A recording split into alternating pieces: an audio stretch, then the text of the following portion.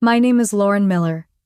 I am 29 years old, and I used to think Christmas dinners at my parents' house were just noisy gatherings filled with food and chatter. But year after year, those evenings turned into something else, a stage, where my father reminded everyone who he thought held the power. I stayed quiet for a long time, carrying the weight of secrets that no one else saw. Until one Christmas, when his voice thundered across the table, I finally stood up. What happened in that moment left the whole room frozen, and it is a story you will want to hear until the very end. Let me take you back to where it began. The smell of roasted turkey and cinnamon candles filled the house, but even with the glittering lights on the tree and the polished silver on the dining table, I felt that familiar knot in my stomach. Christmas dinner at my parents' home in Columbus was supposed to be warm and joyful, yet every year it turned into a stage where my father performed. I had just turned 29, still teaching third grade at Lincoln Elementary, and while I loved my students and felt proud of the life I was building, I knew tonight would be no different than the years before. My father, Robert Miller, sat at the head of the long mahogany table, a glass of red wine in his hand, his voice already carrying louder than anyone else's. He gestured toward the gifts stacked by the fireplace and bragged about how generous he had been this year, how he had made sure no one left empty-handed. I sat there quietly staring at the gold ribbons and shiny wrapping paper, knowing full well many of those presents had been bought with my debit card. I had ordered them online, wrapped them myself, and watched the balance in my checking account drop lower than it should have. My cousin Jessica leaned over to admire a necklace her fiancé had just unwrapped, and my Aunt Patricia nodded approvingly at my father's story about finding it in a downtown jewelry shop. I kept my mouth shut, letting him soak in the praise.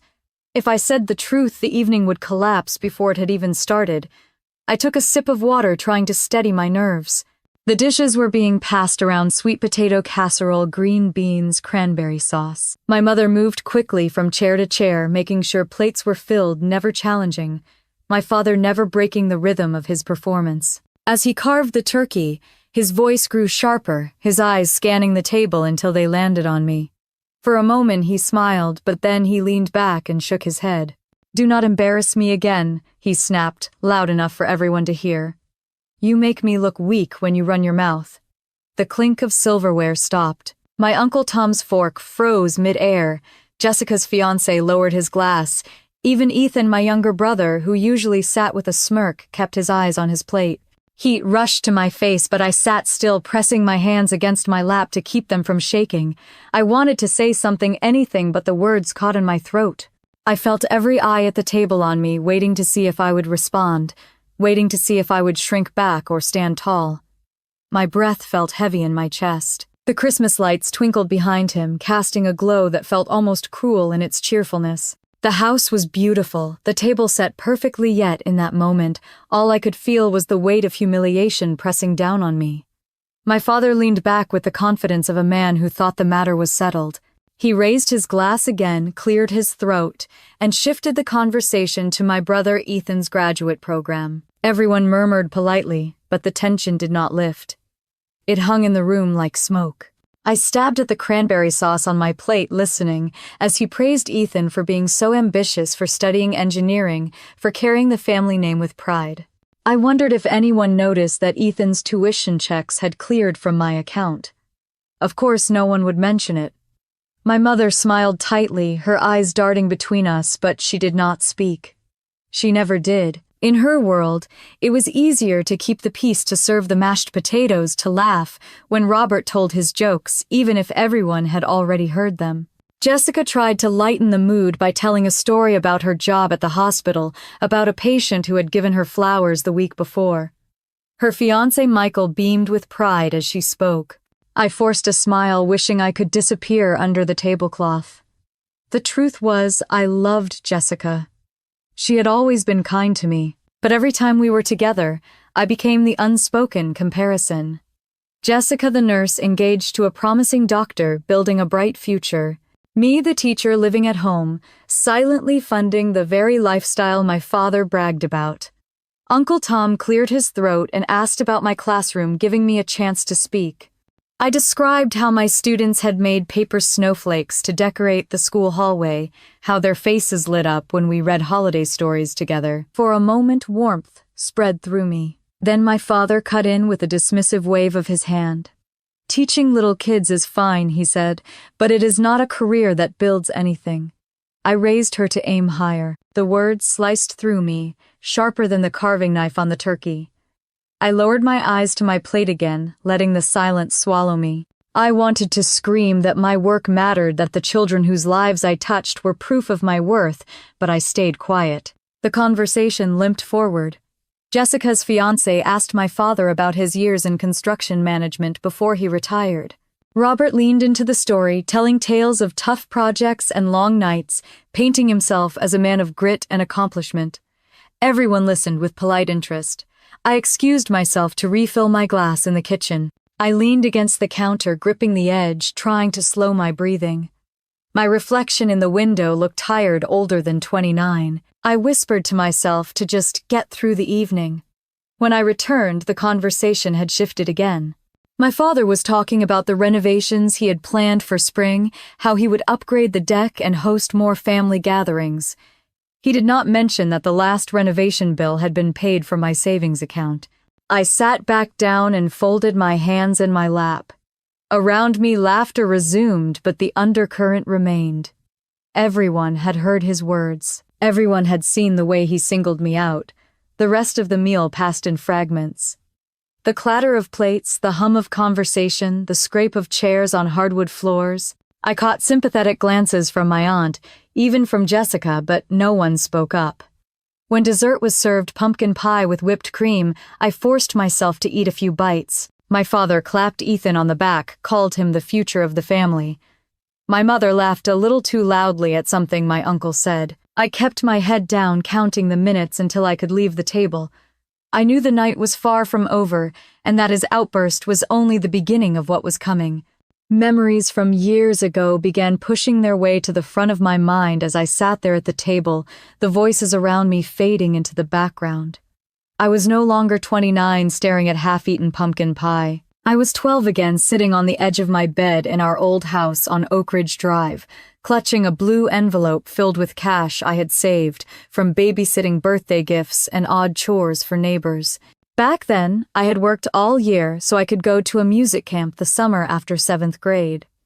I wanted to learn the piano properly, not just from the hand-me-down lessons my neighbor had given me when she had time. The envelope was heavy in my hands, almost $400 more money than I had ever saved in my life. I hid it under a stack of school folders in my desk drawer and dreamed about the songs I would play, the new friends I might make, and the independence I would feel being away from home for the first time. One Saturday morning, I went to check on it. The drawer was neat, my folders stacked exactly the way I had left them, but the envelope was gone. Panic set in. I tore through my room, looked under my bed, emptied my backpack twice. Finally, I went to the living room. My father was standing by the new stereo system he had set up, wires running across the floor, speakers taller than I was. He beamed with pride, telling my mother to listen to the clarity of the sound. When I asked if he had seen the envelope, he gave me a look that made my stomach turn cold. He said that money had been sitting there long enough, and it was time it was put to good use. He clapped his hand on the speaker cabinet and told me this was an investment in the family, something we could all enjoy. I opened my mouth to protest, but his glare stopped me. My mother stood by the kitchen counter with her arms crossed, silent as always. I went back to my room and cried quietly into my pillow. That summer, I stayed home while my friends posted photos from camp, smiling with their new friends, showing off the songs they had learned. I avoided the stereo every time it blasted through the house. The music I once loved now felt like a reminder that what was mine was never really mine. It was not the first time he claimed my accomplishments. In 5th grade, when I won the regional spelling bee, the local paper came to take a picture. I remember standing in front of our house holding the little gold trophy, my father beside me, with his arm heavy around my shoulder. When the reporter asked how I had prepared, I started to talk about the hours I had spent with my dictionary and the practice quizzes my teacher had given me. But he cut in, telling the reporter that he had drilled me every night, that it was his discipline that made me a champion. The next day's article showed my picture with a quote from him about hard work and family pride. My name was there, but it felt like his story. Even at school events, he made sure to take the spotlight. At my 8th grade science fair, I presented a project on plant growth with different types of soil. I had worked for weeks keeping careful notes, charting every sprout.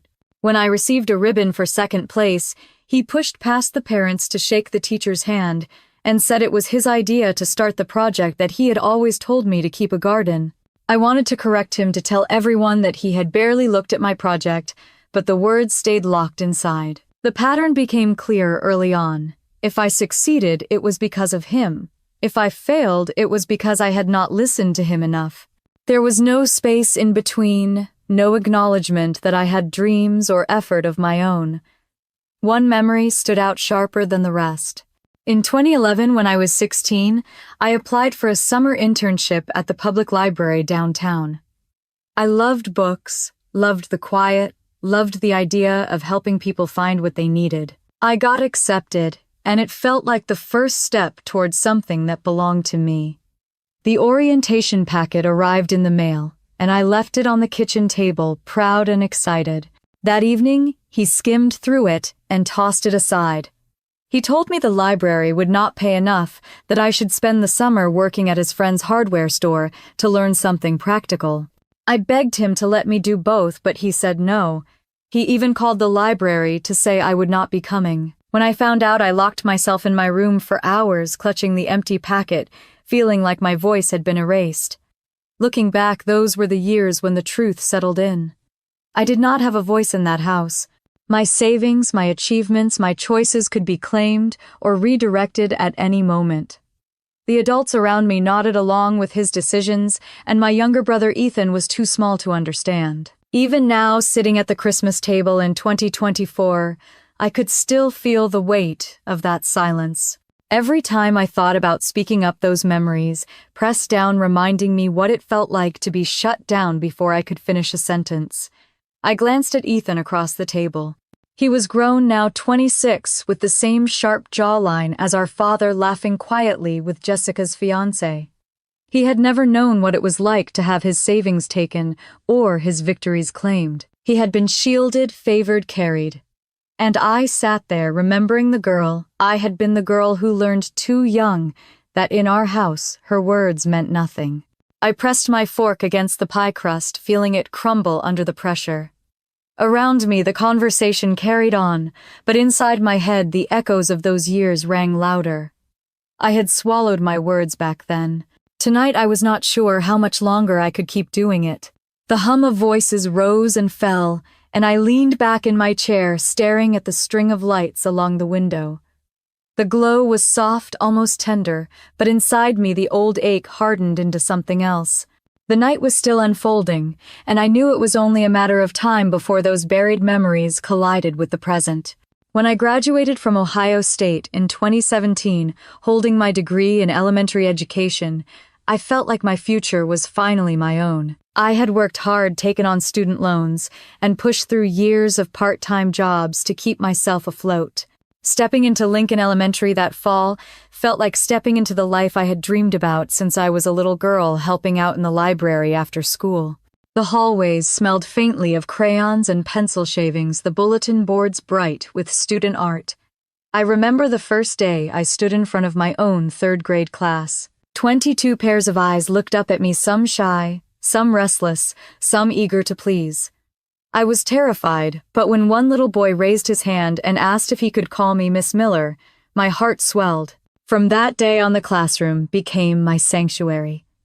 Over the years, my students made me laugh, cry, and believe in the importance of what I was doing. Parents thanked me during conferences. I stayed late after school, helping kids who struggled with reading, spent weekends crafting lesson plans that made math feel like a game, and decorated the walls with student projects. The principal, Mrs. Rodriguez, noticed my effort and encouraged me to apply for leadership workshops. She believed in me, told me I had a gift for reaching children who had given up on themselves. In 2022, I received the district's Innovative Teaching Award. My students and I had created a reading program that paired older students with younger ones, and the improvement in scores was remarkable. At the ceremony, standing under the bright lights in a hotel ballroom, my name was called, and the applause echoed in my ears. I held the plaque in my hands, blinking back tears, and thought about every late night, every stack of graded papers, every moment of doubt that had led me here. I wanted to go home and share the joy. I wanted to set the plaque on the mantel, to see my father's eyes soften with pride just once. Instead, when I walked through the front door that evening carrying the envelope with a small check inside, my father barely looked up from the recliner. "Teaching little kids is fine," he said, "but it is not a career that builds anything. You are wasting your potential." My mother stayed busy in the kitchen, pretending she had not heard. I stood there in the doorway, still holding the award, my cheeks burning. For a second I thought he was joking, but when he sipped his beer and turned his attention back to the television, I understood he meant every word. The check from the award sat on my dresser for a week. I thought about using it to chip away at my student loans, maybe buy myself a new laptop for lesson planning. But before I could deposit it, my father asked to see it. He said it was a family tradition to celebrate accomplishments together, and that we should throw a party so everyone could recognize how well I was doing. Against my better judgment, I agreed. The following Saturday, our house filled with relatives and neighbors. My father stood at the center of the living room, telling story after story about his years in construction management, how he had instilled discipline in his children, how he had sacrificed to give us opportunities. He waved toward the buffet table piled high with catered food, the bottles of wine lined up on the counter, and announced proudly that he had spared no expense for this celebration. I stood in the corner clutching a cup of soda, the envelope with the award money already gone, knowing full well that the entire event had been paid for by the check with my name on it. No one clapped for me. They clapped for him, for the man who claimed to have built everything. My Aunt Patricia pulled me aside near the end of the night, her voice low. She said she was proud of me, that she had heard about the award, and knew how hard I worked. But even as she spoke, I could hear my father laughing in the next room, retelling a story about how he had forced me to study spelling lists late into the night when I was a child. The irony was not lost on me. Later, after everyone left, I gathered the paper plates and cups, my mother quietly washing dishes beside me. I wanted to ask her why she never spoke up, why she let him take and take, until there was nothing left of me to show. But I bit my tongue. She would only say he meant well, that he wanted the best for me, the same words she always used to excuse his behavior. As I carried the trash bags out to the bin, I glanced back through the window. He was already stretched out in his chair, beer in hand, smiling at the glow of the television. My plaque sat on the mantel where I had placed it, but I knew when he talked about it to anyone else, it would be his story again. In that moment, the realization hit me harder than ever. At school, I was Miss Miller, respected, appreciated, even admired. At home, I was just a prop, another tool for him to prove his own worth. I lay in bed that night, staring at the ceiling, the hum of the heater filling the silence. I should have felt proud. I should have felt joy. Instead, all I felt was the emptiness of knowing my achievements had been swallowed whole by a man who would never give me credit. The next morning, I tucked the plaque back into its box and slid it under my bed. There was no point leaving it on display. In that house, anything with my name on it had a way of becoming his. My brother Ethan always seemed to glide through life with an ease I could never touch. At 26, he was in graduate school at the University of Michigan, studying mechanical engineering, and my father beamed with pride every time his name came up. To my father, Ethan was the future, the one carrying the Miller name forward, with strength and promise. I wanted to be proud of him, too. I remembered helping him with his math homework when he was 12, quizzing him on vocabulary words, cheering when he got into his first-choice college. But now, whenever my father bragged about Ethan's accomplishments, a dull ache formed in my chest because I knew what it cost me. The truth was, much of Ethan's tuition and living expenses had come straight from my bank account. It started small when my father asked me to cover Ethan's textbooks one semester because money was tight. He promised he would pay me back. He never did. Then it was groceries, then rent for an off-campus apartment, then another semester's tuition when the bill came due. Every time he pressed the request on me, the words carried weight. If you do not help your brother, you are selfish. Do you want to see him fail? I had my own loans, my own bills, but I always caved. Part of me thought it was my duty as the older sibling, and part of me was terrified of my father's disappointment. He had a way of staring at me until the guilt burned hotter than my anger.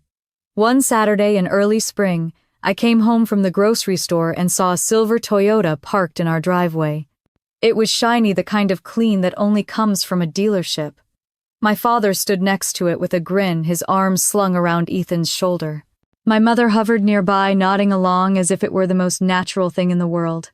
"Look at this beauty," my father announced when I got out of my car. "Your brother deserves to drive something reliable while he is in grad school." Ethan smiled awkwardly, running his hand over the hood. I set my grocery bags down on the porch and asked whose car it was. My father puffed up his chest and said he had bought it for Ethan. He explained that a young man with promise needed the right tools to succeed. Something inside me twisted. I knew he did not have the savings for a car like that. I excused myself, quickly carried the bags to the kitchen, and pulled out my phone. I logged into my checking account, my hands trembling. The numbers stared back at me and my heart sank. Thousands of dollars gone. I went back outside, my pulse racing. "Where did you get the money?" I asked, my voice shaking. My father's smile vanished, replaced by the familiar hard edge in his eyes. He said I should not worry about the details. He told me to remember that family comes first, and that Ethan's success would lift us all. "It was my money," I said louder this time. "You used my account." He took a step closer, his jaw tight. "Do not be dramatic, Lauren. You live under my roof and everything in this house is shared. You should be grateful your brother is doing well." Ethan looked at me then, his mouth opening as if he might say something, but he shut it again. His shoulders slumped, and he turned back toward the car. I went to my room, shut the door, and sat on the edge of my bed. The plaque from the teaching award still sat hidden under the frame. Now even the money I worked for, the hours I spent teaching summer school and tutoring, had been poured into a car with my brother's name on it. The unfairness pressed down on me so heavily that I struggled to breathe. I wanted to storm back outside and scream to tell Ethan to hand me the keys and drive it back to the dealership. Instead, I curled my fists into the comforter and swallowed the words like I had so many times before. Dinner that night was unbearable. My father told story after story about how he had gotten a great deal on the car, how he had always planned for Ethan's future, how sacrifices had to be made for the right child. He never once mentioned where the money had come from. My mother passed the rolls silently, her eyes never lifting from her plate. I chewed my food slowly, each bite turning to ash in my mouth. Across the table, Ethan avoided my gaze, fiddling with his fork. I wondered if he knew how much I had given up, or if he believed the story my father told. When I lay down that night, the sound of my father's laughter echoed in my ears. He had turned my savings into another badge of his pride. Ethan had a new car. My father had a new story to tell. And I had another hollow space where my hard work used to be. The resentment began to build steady and sharp, like a knife pressed against my ribs. I knew something had to change, though I could not yet see how.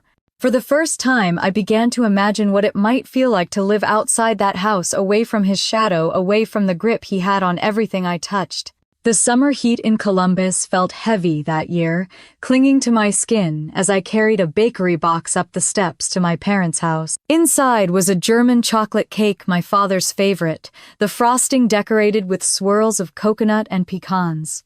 I had spent part of my paycheck to order it from a bakery downtown because I wanted the day to go smoothly. It was his 58th birthday, and I told myself that maybe if everything was perfect, he would not find a reason to turn the spotlight on me.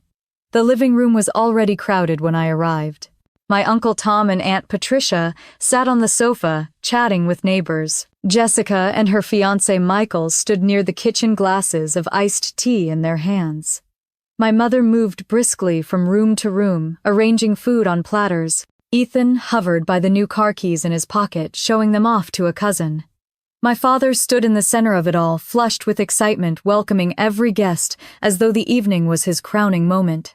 I placed the cake on the dining table beside a stack of paper plates and tried to blend into the background. I had also bought him a leather wallet, simple but sturdy, hoping it might please him. I wrapped it carefully in silver paper and set it discreetly near the gifts. Dinner was served loud and messy, the table filled with barbecue potato salad and corn on the cob. I passed dishes around and laughed at stories, though my stomach felt tight. My father's laughter rose above everyone else's booming across the room. Every few minutes he reminded his guests how much work he had put into arranging the evening. When it was time for cake, I lit the candles, carried the box to the table, and placed it in front of him. Everyone sang their voices, overlapping in a cheerful off-key chorus. He blew out the candles with a grin, then turned to the crowd and raised his hands. Thank you, everyone. I made sure this birthday would be one to remember. I spared no expense because family deserves the best. The words made my chest tighten. He gestured at the cake, the food, the decorations, all of it, as though he had pulled it together single-handedly. Not a word about the cake I had carried, the wallet I had bought, or the errands I had run all week. I smiled faintly, pressing my lips together, trying to swallow the sting. After the cake was served, he stood again, tapping a fork against his glass. The room grew quiet, everyone expecting another one of his long toasts. I want to say how proud I am of my family, he began. Ethan is working toward his master's degree, carrying the Miller name with strength. Jessica is engaged to a fine young doctor. Everyone here has something to celebrate. He paused, his eyes sweeping the room until they landed on me. And then there's Lauren, almost 30, still not married, spending her days babysitting children for a teacher's salary. The words landed with the force of a slap. My cheeks burned as laughter rippled uncomfortably through the crowd. My aunt shifted in her seat. Jessica looked down at her glass. Michael coughed into his hand. My mother busied herself with the plates, pretending she had not heard. I gripped the edge of my chair to keep from shaking. I wanted to defend myself, to tell them about the reading program I had built, the award I had won, the children who lit up when they learned something new in my class. But my throat closed, and the words stayed inside. Instead, I forced a small laugh, pretending it was not tearing me apart.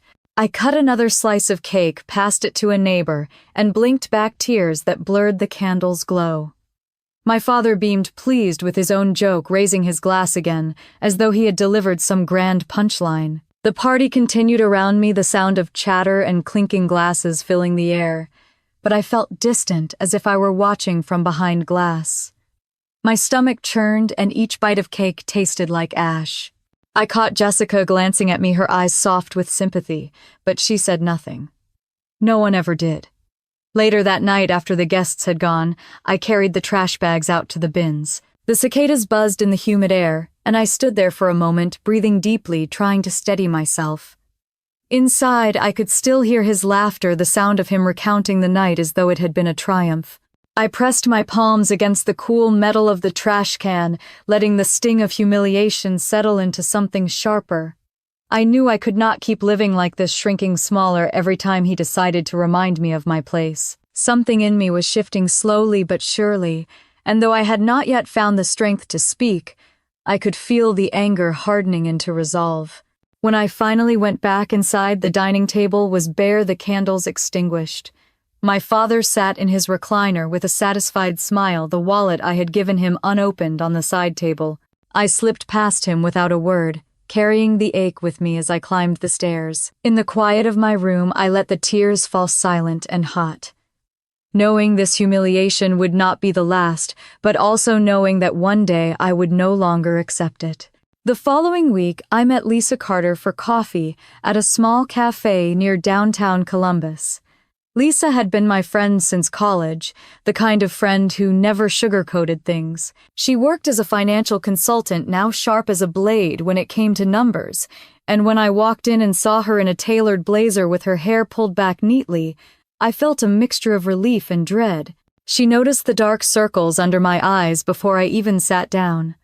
"What happened this time?" she asked, softly pushing a latte toward me. I told her about the birthday party, about the car, about the way my father paraded around, as if everything I earned belonged to him. Lisa listened, her expression tightening as I spoke. When I finished, she leaned closer. "Lauren," she said, "you need to look at your accounts. Really look. Have you tracked where your money is going?" I shook my head, embarrassed. I pay my bills, I said, and I try not to think too much about it. He has access to one of my cards, but I never imagined. That is exactly why you need to check, she interrupted. Do you have your laptop? I did. We pulled it out right there in the cafe, the sound of steaming milk and quiet chatter around us as I logged into my online banking. My hands trembled as the numbers appeared on the screen. Lisa guided me, her voice calm but firm. Look at the transaction history. Scroll back further. No further than that. 3 years' worth of charges unfolded in front of me. Hotel stays in Cleveland, electronics purchases from Best Buy restaurant tabs, far larger than anything I would ever spend. My stomach turned as the amounts added up. Lisa scribbled figures on a napkin, her pen moving quickly. By the time she finished, the total was more than $40,000. I sat frozen, staring at the napkin. 40,000. My breath caught, and my hands began to shake so hard I had to set the laptop down. I whispered that it could not be right, but Lisa looked at me with steady eyes. It is right. And most of these were charged to a secondary card under your account. Did you authorize that? I shook my head, the heat rising in my chest. My father had insisted years ago that it was easier if he had a card for emergencies. I had agreed, not realizing that emergencies meant hotel weekends, new appliances, and gifts he gave away as if they were his own. Tears blurred my vision. Lisa reached across the table, squeezing my hand. This is financial abuse, she said quietly. You cannot ignore it. I wanted to stand up and scream, to march home and confront him immediately, but all I could do was sit there with the napkin crumpled in my fist. Every humiliating moment from the past years suddenly had a price tag attached to it, a tangible measure of how much of my life he had taken. Lisa waited until I caught my breath, then pulled out her phone. I have someone you should talk to, she said. Her name is Karen Wells. She is a lawyer who specializes in family financial cases. She can help you protect yourself. The word lawyer made my stomach clench, but something in me stirred. Maybe this was what I needed. Lisa dialed the number and handed me the phone. Karen's voice was calm and professional. I explained the situation haltingly, my throat tight, and she asked me to gather every statement I could find, every document, every email that proved the pattern. She said we would meet the following week in her office near Broad Street. After the call, I sat in silence, staring at the latte that had gone cold. Lisa leaned back, watching me carefully. You have been carrying this alone for too long, she said. It is time to stop letting him take from you. That night, back in my room, I spread the bank statements across my bed. Pages and pages of numbers, each one a small betrayal. My hands shook as I highlighted the charges I did not make. Electronics gas stations in cities I had never driven through, cash withdrawals timed perfectly with the weekends he claimed to be visiting friends. By midnight, my head throbbed, but the truth was undeniable. Over $40,000 in 3 years. Money that could have gone to pay down my loans, to help me move out, to build a life of my own. Instead, it had built his pride, his stories, his power. I pressed my palms to my eyes, fighting back tears. The girl who once dreamed of music camp, the teacher who stayed late to help her students, the woman who bought cakes and gifts and stayed silent at family gatherings, all of her had been carrying him on her back. When I finally crawled under the covers, the stack of statements sat on my nightstand like a weight, waiting to be lifted. My body ached with exhaustion, but inside me, something new began to stir. The silence I had lived with for so long was cracking, and through the cracks came a flicker of anger that felt almost like freedom. The invitation arrived in the mail a week later, a cream-colored envelope with my cousin Jessica's handwriting across the front. Inside was an elegant card announcing her engagement party with Michael Turner, a medical resident at Riverside Hospital. My Aunt Patricia had written a note at the bottom saying how excited they were to celebrate and how much it would mean if I came. I stared at the card for a long time. Jessica and I were the same age, both 29, but our paths had always been compared, as if they were running in parallel lanes. She was the golden girl of the family kind and capable with a career everyone respected, and now a fiancé with a promising future. I was the teacher, unmarried, still living in the same house where I had grown up, quietly funding a lifestyle that my father flaunted as his own. On the evening of the party, I drove to the Harris home in Bexley. Their house glowed with string lights and cars lined the street. Inside, the smell of catered food mixed with the sound of laughter. Jessica greeted me with a warm hug, her eyes bright, the diamond on her finger catching the light. Michael stood beside her, tall and polite, shaking everyone's hand. The living room buzzed with conversation. Guests clustered in small groups, sipping champagne and praising the couple.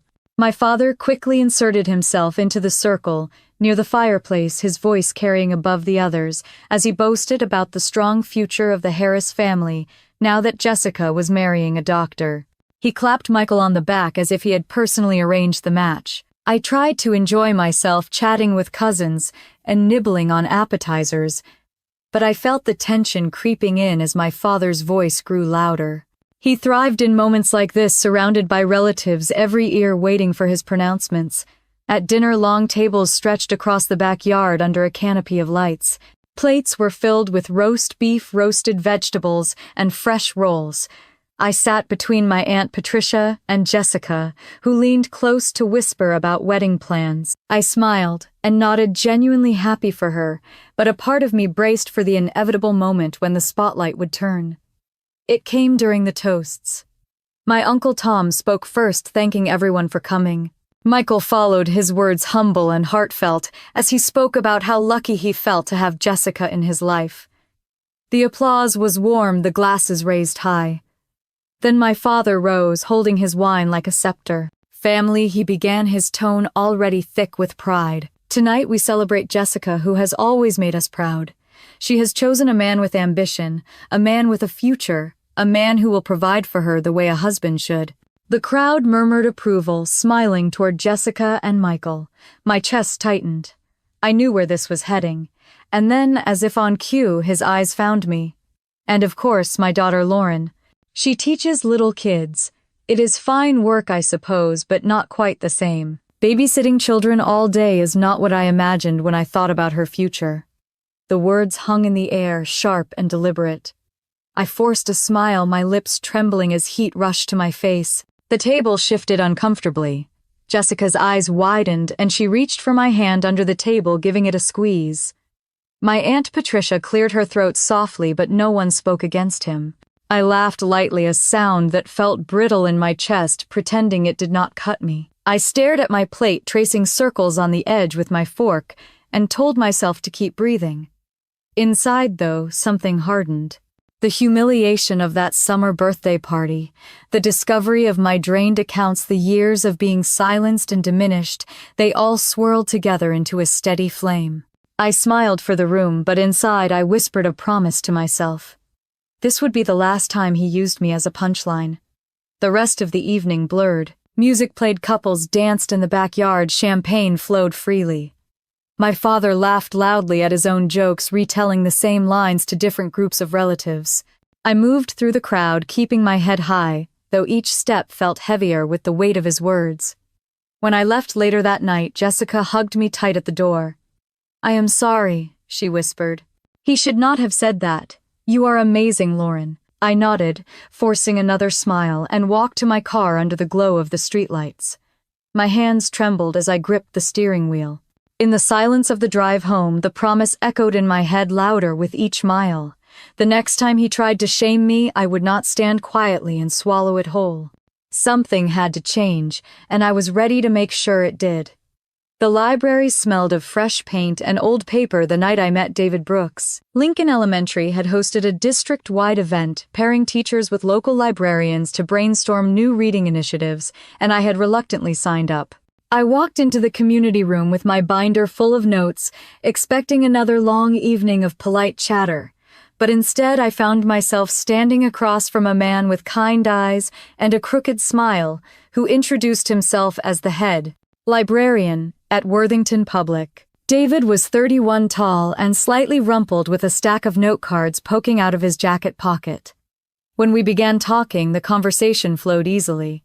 We shared frustrations about outdated curriculum standards, laughed about the odd things kids said during story time, and discovered a mutual love for the classics. He confessed he reread To Kill a Mockingbird every summer. I admitted I kept a copy of Little Women by my bedside. Over the next hour, we traded ideas like old friends. He described a program he wanted to start that allowed kids to check out books bundled with board games to encourage family reading nights. I told him about my classroom library, where students left handwritten notes in the covers for the next reader. He leaned closer when I spoke as if every word mattered. It was the first time in years that I felt heard without interruption. When the session ended, he asked if I would like to grab coffee sometime to continue the conversation. I agreed, surprised at my own excitement. Over the following weeks, coffee turned into dinner turned into long walks through Goodale Park. And I began to feel the walls around me soften. David was thoughtful and steady, never rushing me, never making me feel small. But eventually our paths crossed with my father. It happened one Sunday evening when I invited David to a family dinner, hoping to ease him into the chaos gradually. He brought a bottle of wine and complimented my mother's roast, shaking hands politely with my uncle and cousins. For a while, everything was calm. My father even seemed in good spirits, talking about football and asking David about his work. Then the shift came sharp and sudden. My father leaned back in his chair, narrowed his eyes, and asked how much a librarian really made these days. David answered honestly, explaining the modest salary, but emphasizing how much he loved the work. My father chuckled, shaking his head. 2 people in education, he said loudly. Now that is a recipe for being broke your whole lives. The table went quiet. My face burned and I wished I could sink through the floor. Normally, I would have smiled tightly, changed the subject, anything to smooth the edges. But David did not look away. He met my father's eyes calmly and said that money was not the only measure of a meaningful life. My father scoffed, waving him off, already turning to my brother Ethan to brag about his engineering degree. The conversation shifted, but the sting remained. I busied myself clearing plates, my chest tight, my hands unsteady. After dinner, when the guests had left and the house had quieted, David asked me to take a walk. We strolled down the quiet street, the glow of porch lights flickering in the humid air. He was silent for a while, letting me breathe before finally speaking. "Lauren," he said gently, "I need to tell you something. You do not have to keep living like that." I stopped in my tracks, my throat tightening. He looked at me with steady eyes, not pitying, just certain. "I saw the way he speaks to you," he continued. "The way he cuts you down, takes what is yours, makes you feel like less. It is not right." My vision blurred. I tried to brush it off, muttering that it was just the way my father was, that he had always been that way. David shook his head. "No," he said, "it is not just the way he is. It is the way he treats you. And you have the right to demand better." The tears came suddenly, hot and unstoppable. I covered my face with my hands, my body trembling with years of swallowed words. David wrapped his arms around me, holding me steady as the sobs shook through. When I finally pulled back, embarrassed, he handed me a tissue from his pocket. His voice was quiet but firm. "You are stronger than you think, Lauren. You have been carrying everyone else for so long that you forgot you can carry yourself." I nodded, my chest aching but lighter somehow. For the first time in years, I felt like I was not alone in this fight.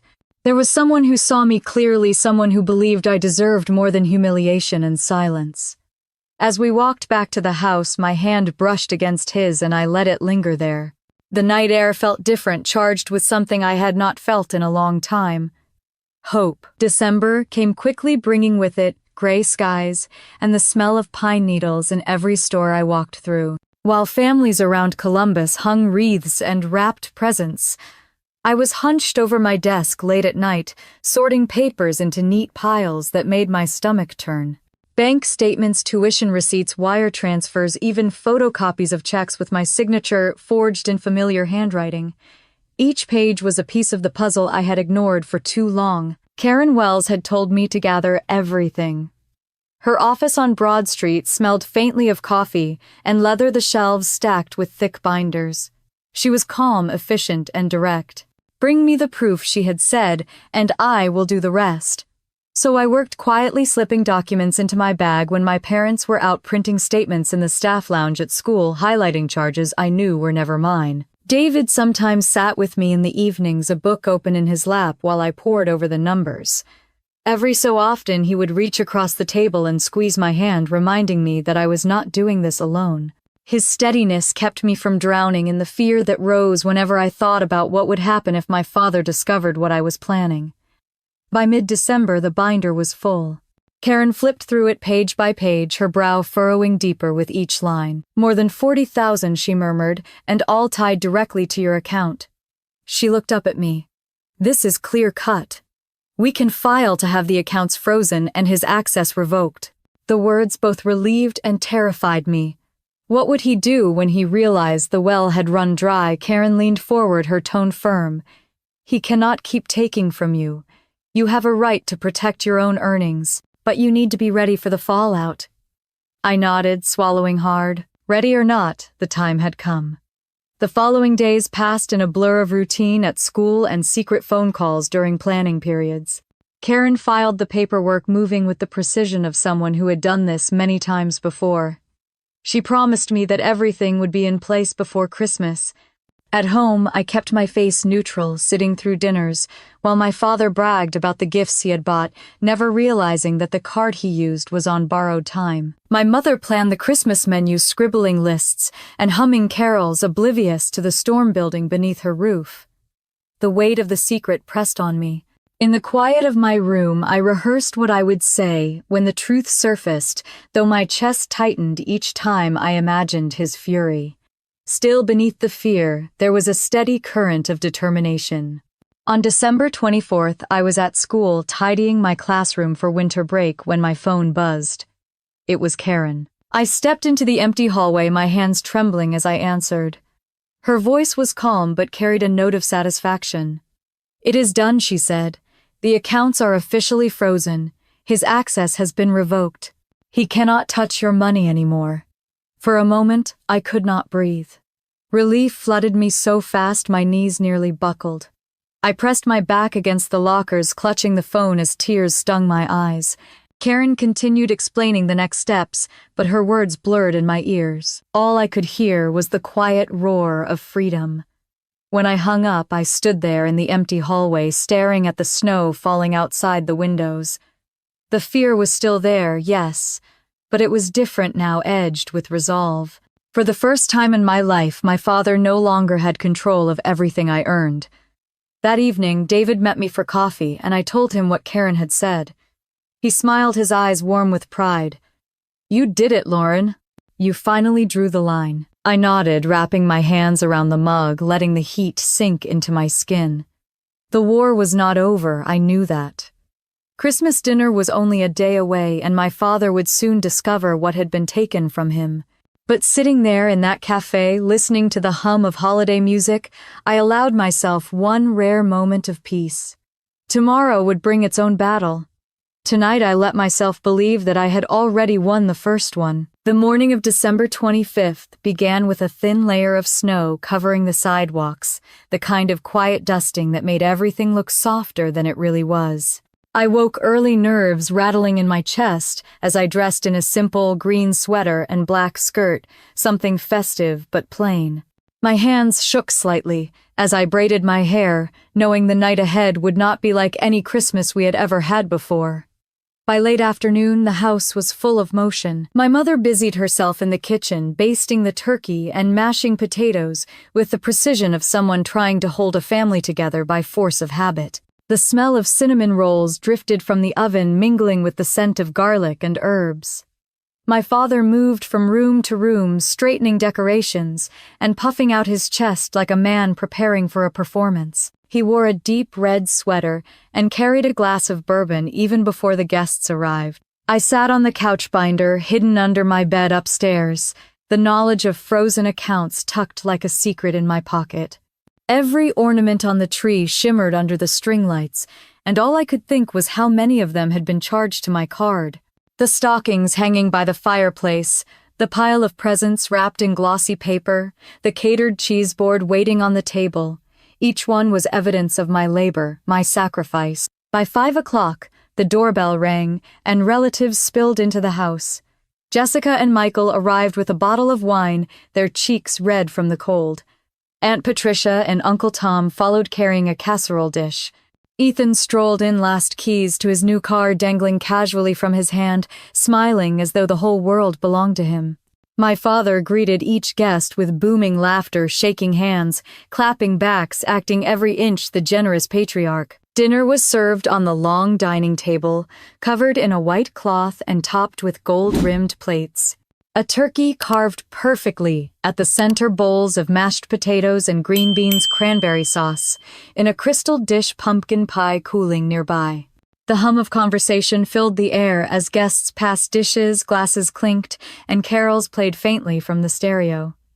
My father raised his glass. "Family," he declared, "I am proud to provide this meal, this home, this gathering. Everything you see here I make possible." A heavy silence stirred inside me. My eyes flicked to the garlands around the windows, the gifts stacked under the tree, the wine he was holding.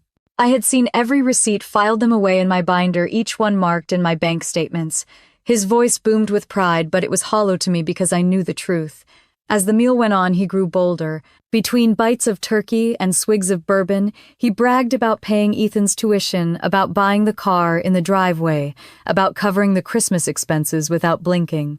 He even gestured toward Jessica, praising her engagement, then added that at least one child had made smart choices.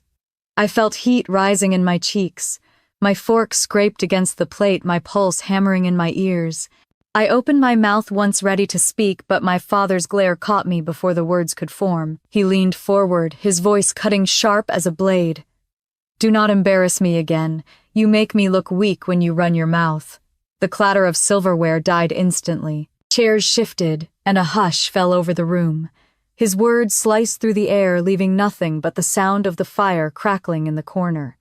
My mother froze with a serving spoon in her hand, her knuckles white. Ethan's smirk faded, and even Jessica lowered her eyes to her lap. For a moment I sat perfectly still, my breath caught in my throat. Then something inside me clicked into place. I pushed back my chair slowly, the legs scraping across the hard wood, and stood. My knees trembled, but my voice came steady, ringing louder than I expected. "Then stop spending my money and stop taking credit for my success." The words dropped into the silence like stones. Every eye at the table turned to me. My father's mouth opened, but no sound came. His face reddened, his jaw clenched, his hand tightened around the stem of his glass until I thought it might shatter.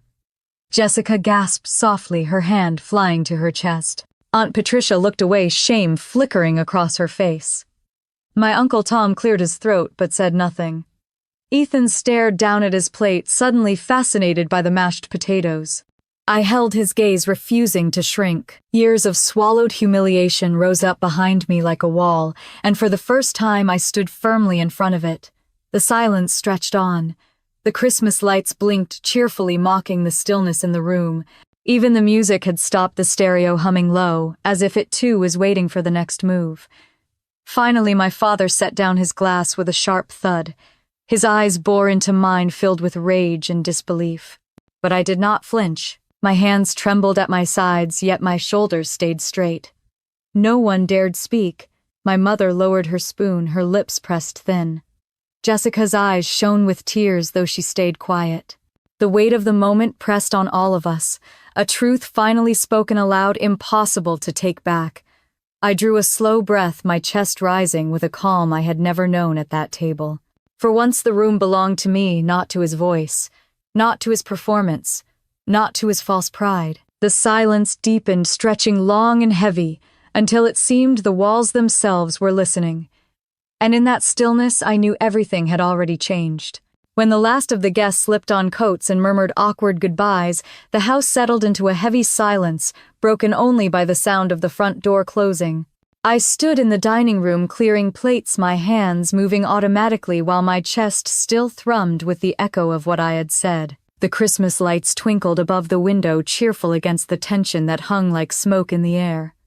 My father's footsteps were slow, but deliberate as he entered the room.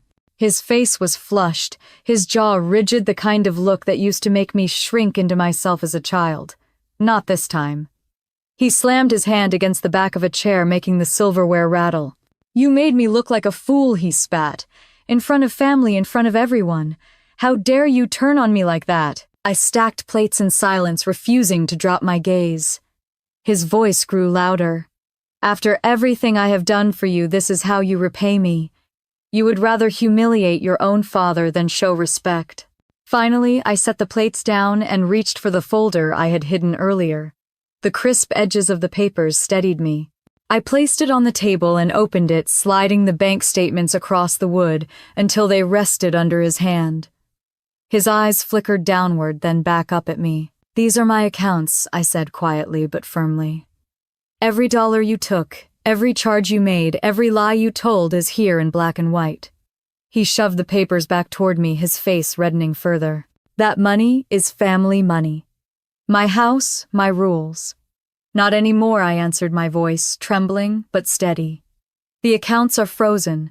You do not have access anymore." For a moment he looked stunned, as if the ground had shifted beneath him. My mother rushed in from the kitchen, her apron still on, her eyes flashing. "How could you speak to your father this way?" she shouted.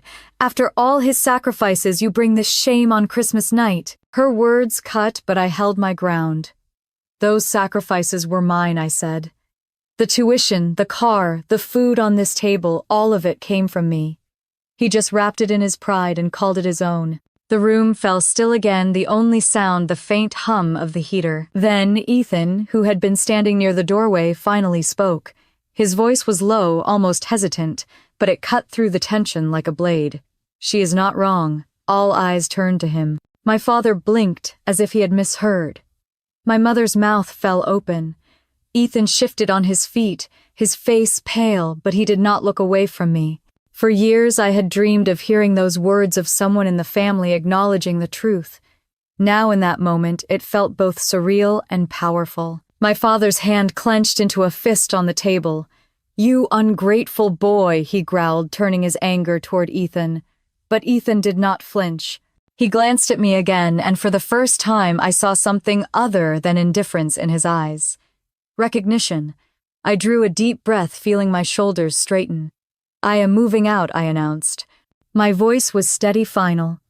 "I will no longer live in this house, and I will no longer pay for any of this." The silence that followed was suffocating. My mother's eyes filled with tears of fury, not sadness. My father's face contorted, struggling between rage and disbelief. "You would abandon your family," he demanded, his voice hoarse. "You would walk away from us after everything we built." I met his gaze head on. "You built nothing," I said softly. "I built it. And now I am done." The words settled into the room like the final note of a hymn. No one moved, no one spoke. The tree lights blinked on and off, reflecting in the dark windows. For the first time in my life, I felt the weight lift. I was terrified, yes, but beneath the fear was something stronger. Freedom was no longer a dream. It was a decision. The weeks that followed felt like stepping into a life I had once only imagined. I signed a lease on a small apartment on the north side of Columbus. Nothing fancy, just a one-bedroom with pale blue walls and sunlight that poured in each morning through wide windows. For the first time, every dollar I earned stayed in my account. I paid my own rent, bought my own groceries, and filled the space with secondhand furniture that felt more like luxury than anything in my parents' house because it was mine. At school, my classroom became even more of a sanctuary. My students greeted me each morning with their boundless energy, and I poured myself into lesson plans and reading games. Parents began stopping me after conferences to thank me, not just politely, but sincerely, telling me their children had grown under my care. Mrs. Rodriguez encouraged me to apply for a district leadership position, opening the following year. Instead of hearing my father's mocking voice in my head, I started to believe the compliments were real. David was by my side through all of it. He carried boxes up 3 flights of stairs the day I moved, laughed with me when the couch got stuck in the stairwell, and stayed late helping me hang shelves. On quiet nights, he cooked pasta while I graded papers at the kitchen table, his presence a steady reminder that not all men thrived on control. We built something together, piece by piece, with kindness and honesty. For the first time, I let myself imagine a future without fear. Back at my parents' house, things began to unravel. Without my money flowing silently into their accounts, the facade cracked quickly. My father could no longer host elaborate dinners or buy extravagant gifts. Relatives whispered when invitations stopped arriving. At church, people began to notice when the donations dwindled and the stories he told no longer matched reality. The man who had once strutted with pride now avoided conversations that turned toward finances. I heard pieces of it from Ethan, who called me one evening from his campus apartment. His voice was subdued, almost careful, when he admitted that things were different at home. "Dad is angry all the time," he said, "but people are starting to see it." He paused before adding quietly, "You were right to leave." Those words mattered more than he probably knew. It was not an apology, but it was acknowledgement, and for the first time I felt like maybe the cycle would not claim him the way it had threatened to claim me. My mother still tried to reach me, leaving voicemails laced with anger one day and pleading the next. I answered less and less. Each time I hung up, the distance grew wider, but so did the peace inside me. I had stopped waiting for her to defend me. I had stopped waiting for him to change. By spring, the apartment had become home. I filled the shelves with books David and I picked out together, planted a small herb garden on the windowsill, and painted the kitchen chairs a cheerful yellow. On Saturday mornings, sunlight spilled across the table where we drank coffee and planned our day. I laughed more, slept better, and no longer carried the constant knot of dread in my stomach. One evening in April, Jessica visited. She brought flowers and sat on my couch, her eyes scanning the little apartment. She smiled, saying it felt warm and safe, and then she grew serious. She told me she admired me, that watching me stand up at Christmas had given her courage in her own life. Tears stung my eyes as I realized that my defiance had not only freed me, it had shown others that silence was not the only option. As for my father, his voice no longer held power over me.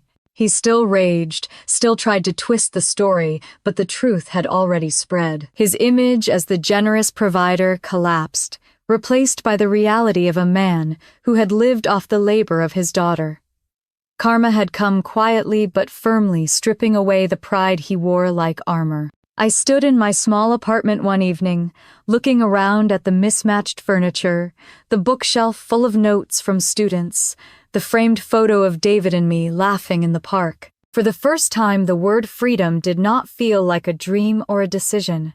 It was simply my life. And now, as I share this story, I want to leave you with this. Families can wound us in ways no one else can, but we are not powerless. Sometimes love means walking away, choosing respect for yourself over silence for others. If you have ever faced something like this, I invite you to share your experience in the comments. I would love to know how you found your own voice. And if my story resonated with you, please like this video and subscribe to the channel for more real-life stories of resilience, justice, and unexpected strength. Thank you for listening, and remember, you deserve to be treated with dignity, always.